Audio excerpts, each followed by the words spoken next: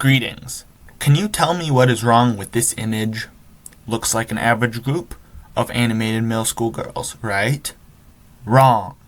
Colin Chris Hansen, one of them, is an adult man. Onimai, I Am Not Your Sister, is a Japanese manga about Mahiro Oyama, a 20-something man who hasn't left his house in 2 years. He spends his days laid up in his room playing porn games. His younger sister Mihari, who is a scientist, transforms him into a middle school girl because it will somehow cause him to change his lifestyle. It was adapted into an anime. I watched that anime. I did hear that the manga had more jokes, but I did not read it because reading is for losers. Bang pow! The anime is subbed. Crap. So I became a loser and read the anime, and for how horrific this show sounds, it's very good. It is hilarious, the animation is nice with its nice pastel look, and the intro song is a banger. The way the show begins is also very clever. The viewer is not shown Mahiro before his transformation. This continues throughout the show, mostly. You do see him a couple times in flashbacks, but barely. And I think this is very interesting because it mirrors how society saw him before the change. They didn't, and only in the memories of his sister when they did.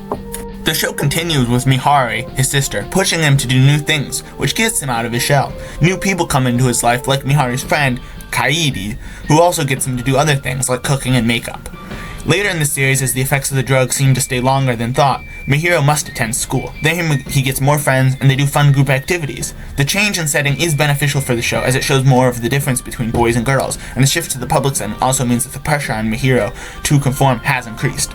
Like all great shows, the characters have to be done well, and Onimai does the characters very well. The supporting characters are all very different, and each provides something different to the story. The 3 friends Mahiro makes are Momiji, the sister to Kaid, Asahi, and Mio, who were the friends of Moji, and then they, joined with Mahiro and, Momiji and whatever, and they're all a group, right? And then there's also these 2 boy classmates that are not important to the story. They don't have names, I don't think, and they don't do anything. But there's a couple jokes with them, and it's hilarious because it kind of, because there's like no guys in the cast, right? It's all girls, right? And so it's kind of this thing of, it's kind of funny seeing Mahiro, right? He tries to do this, and they're like, "What is this lady talking about?" They're very funny. They're very.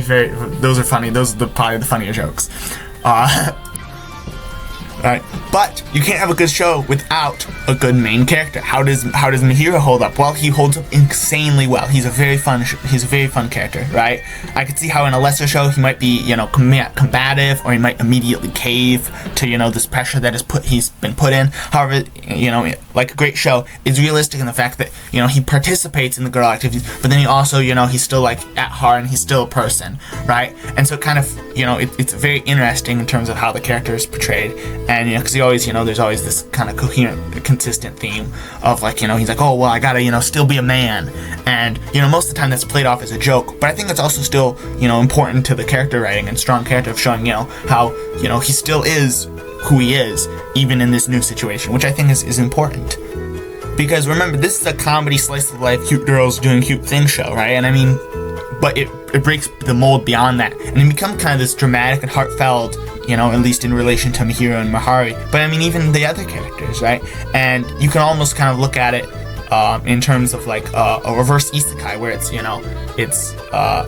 that's how the comedy is made most of the time, right? Instead of, a person going to a new world, the world stays the same, but the person changes, at least, in terms of the physical, and so that changes, how the world treats him, right? Which is kind of an interesting idea. And that's where most of the jokes come from, is when Mahiro's perception of himself as a man and others' perception of him as, what they see as a girl, right, are different, and that, creates the comedy, right? The show is a hoot from episode 1 to episode 11, right, because this is a 12-episode series, right? However, the final episode has me conflicted. In this episode, Mahiro and the gang head on vacation to spend time at a hot spring.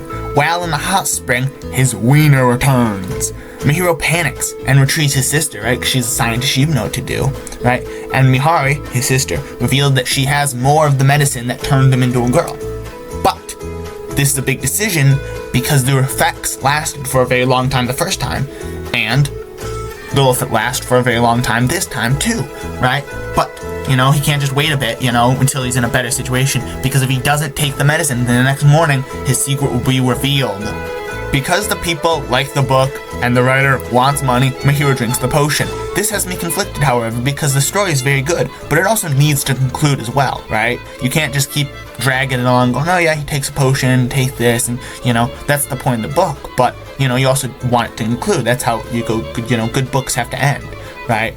And this turn of events can demonstrate an interesting phenomenon, though, right? The longer Mihiro stays, the more he will lose. The sunk cost fallacy. And remember, Mihiro is not some go-getter. He started at the beginning of the show not having left the house for 2 years. This means Mihiro is more susceptible to, to this, right? He wants to eat the cake and have it too. His current life and his true life. He must sink the cost and use what knowledge and skills he has obtained to improve his future life.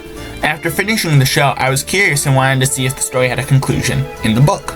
After researching, I found that the book is still being made, and so a conclusion has not been met, which is good and bad, because there are two possible endings I can foresee. The story becomes gay, or the story concludes how it was set up, meaning Mihiro returns back to normal, but improved as a person because of his experience, similar to how it is in the Chronicles of Narnia, or So I Am Told. The dragging on of the story does make me worry that the former is the likely occurrence. However, I do have faith that the conclusion will be good because it makes sense narratively. In my research, meaning I looked on Reddit, it seems most people want Mihiro to stay as a girl, which I blatantly disagree with. The problem with making Mihiro a girl forever is because he's a man. That's the point of Onimai, right? That's the point of the show, right? Throughout, Mihiro is shown how he's still a man. Making Mihiro stay a girl is weird, but also unsatisfying. It is like if I was saying to you, hey, we're gonna go make a cake, and then we're making the cake, and then we end up making pancakes, and you go, well, pancakes are fun, but cake is better, and that's what I told you that we were making, right? It's unsatisfying, right? The start foretells the endings. Processes must conclude. A ball thrown up must come down with the experience of being in the air. I hope with the continuation of the manga and the relative recency of the anime, a season 2 will be made, because no matter, all the problems I have with the ending or whatever, it's still a hilarious show. Onimai, I'm now your sister. It's just a fun story, and I want to see him here because he's an interesting character. I want to see him return from reality and forge a path ahead.